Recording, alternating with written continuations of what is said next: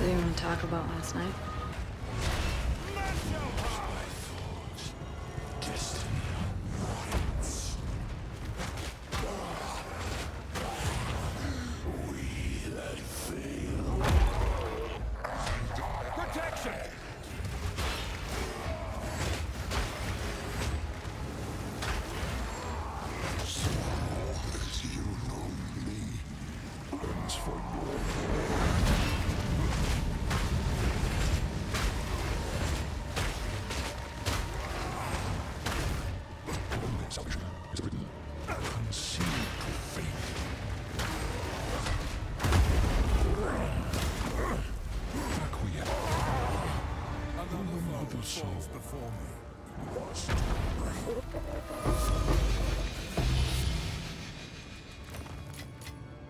Hi everyone, this is my fire-infused self-ignite shield wall Warbringer.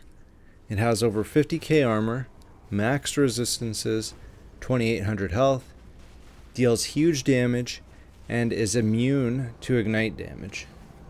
It utilizes notable passives, heat proof and self-immolation to achieve 100% reduced ignite magnitude, which makes us immune to ignite damage. Self-immolation reflects ignites we inflict on the enemies, which triggers the Molten Carapace notable, giving us 50% increased armor, 2 to max fire resistance, and increased fire damage while we are ignited. This build does not take Avatar of Fire key passive, but instead relies on passives giving us gain extra physical damage as fire damage and Infernal Cry, paired with extra damage as fire on our weapon and jewels, and elemental attack damage on our gear. All of this added together with our overwhelming presence persistent buff is more than enough to ignite enemies with every hit. Our Ascendancy passive Anvil's Weight, which breaks armor equal to 10% of the damage dealt, allows us to utilize the added elemental damage to break armor faster and give us more access to stronger weapon affixes such as the Desecrated Affix, increased damage against enemies with fully broken armor. This can get up to 99%.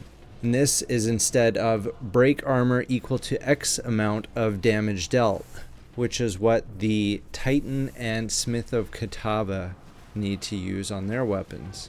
This is further enhanced by Imploding Impacts passive, which grants fully broken armor you inflict increases all damage taken from hits instead, and you can break armor below 0.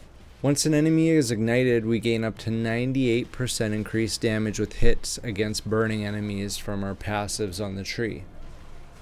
All of this put together makes for a very powerful and tanky character for all content and can easily get you to level 100. I have played Warbringer as a complete glass cannon previously so that I could one-shot Uber Arbiter and juiced Anomaly and Citadel bosses, but it gave little room for error if the phases would change order or bug out, and it would also become extremely vulnerable for juiced Abyss maps, which would feel terrible to die in after you spend a big investment. Having a comfortable amount of life regen on the character, to me, takes away from other damage or defensive stats. I've been seeking a balance of power and defense while keeping my health pool topped up. High armor and life leech is a top requirement to achieve this, especially while running blood magic. You have some options when running maps to make it feel a lot smoother overall. You take on Citadel and Calm's Madness to screen clear.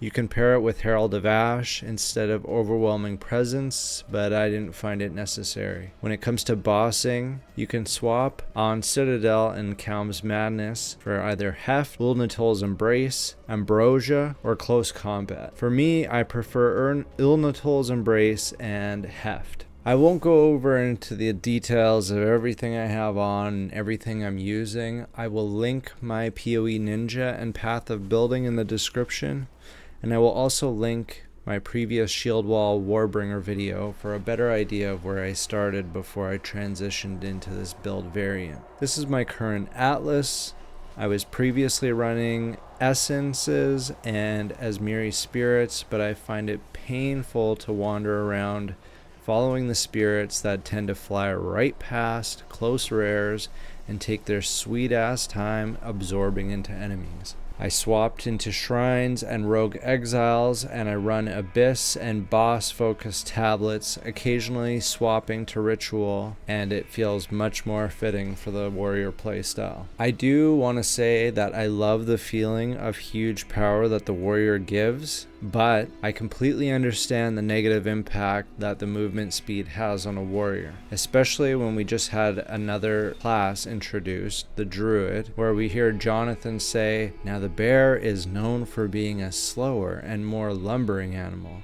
with slower attacks and heavy slams." Yet we see the bear using rampage and clearing maps quickly in comparison to a warrior because it's able to swap to a wolf and pounce and swap back and get movement speed bonuses that a warrior just doesn't have access to.